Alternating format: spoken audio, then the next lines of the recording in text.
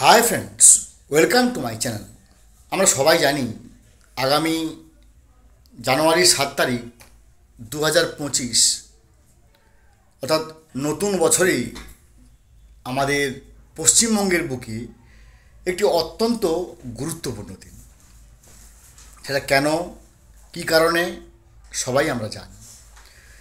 তো আগামী 7 জানুয়ারি 2025 এসএসসি 2016 বা এসএলএসটি 2016 মামলা সুপ্রিম কোর্টে উঠতে যাচ্ছে, যার সঙ্গে 25,753 জন শিক্ষক শিক্ষিকা গ্রুপ সি গ্রুপ ডির ভাগ্য নিরূপণ হবে। মাফ করবেন, আমি জাস্ট কোট আনকোট ভাগ্য এই কথাটা ব্যবহার করছি, কারণ 25,753 জন শিক্ষক শিক্ষিকার হাইকোর্টে কি হয়েছে আমরা দেখেছি। হাইকোর্টের ডিভিশনাল বেঞ্চে একেবারে পরদে পরদে তার জাজমেন্টের প্রত্যেকটা কপিতে হাইকোর্ট লিখে রেখেছে যে কেন এটাকে সেট অ্যাসাইড বা ক্যান্সেল বলে ঘোষণা করা হলো। এবং কিছু কিছু কথা আমাদের কাছে খুবই অত্যন্ত গুরুত্বপূর্ণ। হাইকোর্টে আমরা দেখেছি যে জাজেস বেঞ্চরা তিনারা কিন্তু একবারে পরিষ্কার করে বলেছিলেন যে আমরা চাল থেকে কাঁকর আলাদা করতে পারছি না। এবং দেখলাম সুপ্রিম কোর্টে সেই একই রকম ডায়ালগ একটু মডিফাইড হয়ে ডাল মে কুচ কালা হ্যায় ইয়া পুরো ডালই কালা হ্যায়। এই যে কথাগুলো, এগুলো কিন্তু নিঃসন্দেহে একটা তাৎপর্যপূর্ণ। তো আজকে এই ভিডিওর মধ্যে আলোচনা করব, যদি আমরা জানি যে স্কুল সার্ভিস কমিশন একটা তথ্য দিয়েছে, মধ্যশিক্ষা পর্ষদ একটা তথ্য দিয়েছে।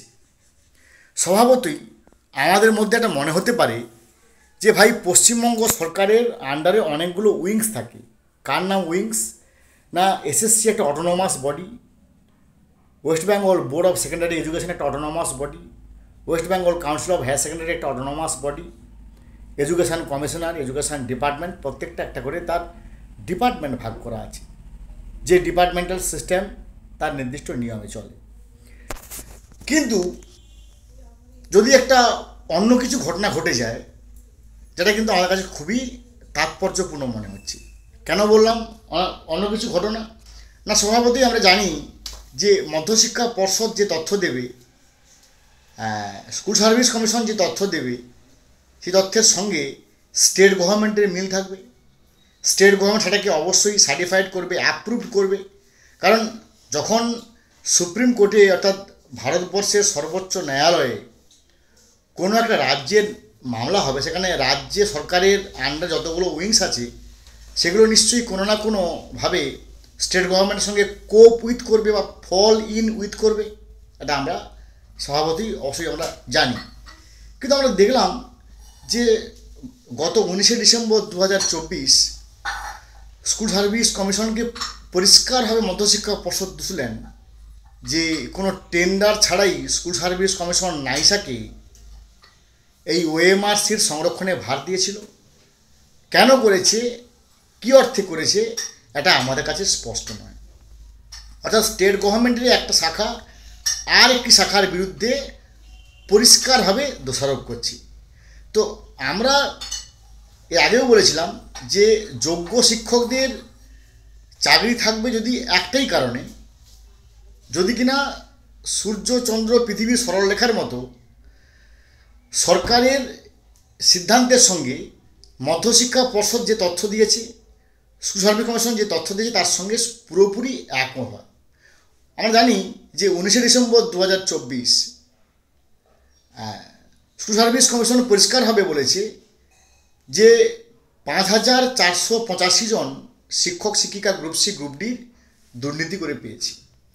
অর্থাৎ আমরা যদি সব কিছু ডিবেট বা তর্ককে আমরা ফেলে রেখে দিই, কে কী বলেছে, এই পার্টি কী বলেছে, ওই পার্টি কী বলেছে, সে উকিল কী বলেছে, এই উকিল কী বলেছে, আমরা সব বাদ দিয়ে দিলাম, তাহলে আমাদের কাছে এইটুকু পরিষ্কার যে যিনি পরীক্ষা নিয়েছেন, যিনি প্রশ্ন করেছেন, যিনি খাতা দেখেছেন, যিনি রেজাল্ট বের করেছেন, যিনি র্যাঙ্ক করেছেন, যিনি রিকমেন্ডেশন দিয়েছেন, তার নাম আছে স্কুল সার্ভিস কমিশন।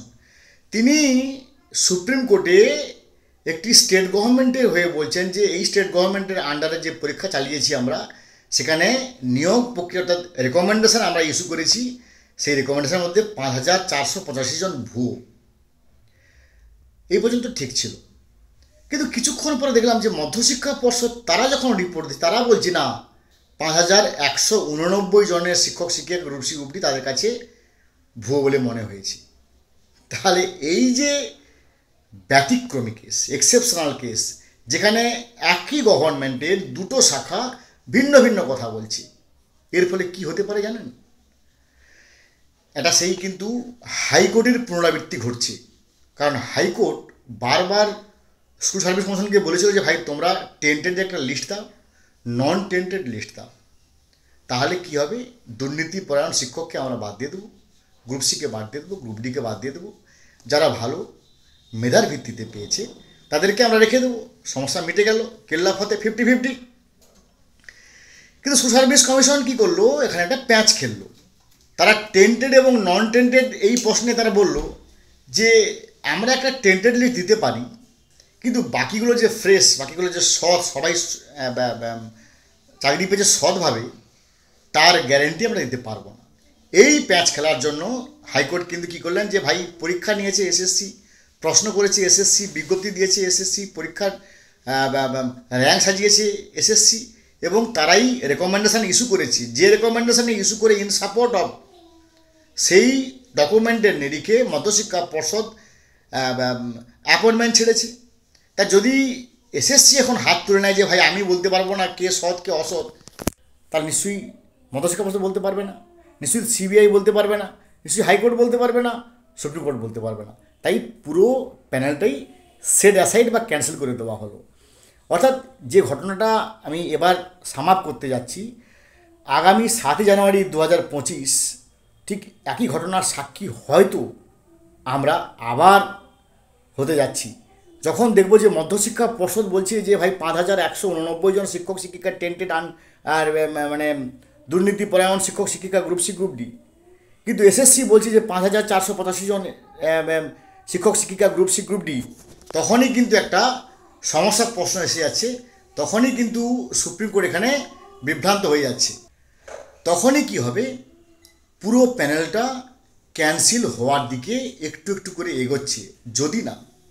যদি না আগামী 7 জানুয়ারি 2025 আবারও স্কুল সার্ভিস কমিশন বা মধ্যশিক্ষা পর্ষদ তাদের ভুল স্বীকার করে আবার একটি যৌথ মানে ইন কোলাবোরেশন, যাকে আমাদের ইংরেজিতে বলা হয় ইন কোলাবোরেশন উইথ, তো সেই ইন কোলাবোরেশন উইথ একটা লিস্ট জমা দেয়, যে লিস্টের পুরোপুরি এসএসসির সঙ্গে আমাদের WBBSC সংখ্যা মিলে যায়, এবং সেই মিল সংখ্যাটাকেও সিবিআই অ্যাপ্রুভ করে, যেনারা প্লেনটিভস অ্যাপ্রুভ করে, বা যেনারা রিট পিটিশনার তেনারাও এটাকে অ্যাপ্রুভ করলেন, তবে গিয়ে কিন্তু এই লিস্টটা বাঁচবে, নাহলে পুরোটাই কিন্তু আবার হাইকোর্টের পুনরাবৃত্তি হওয়ার পথেই আশাতে করছি। ভালো থাকুন, have a good day, thanks.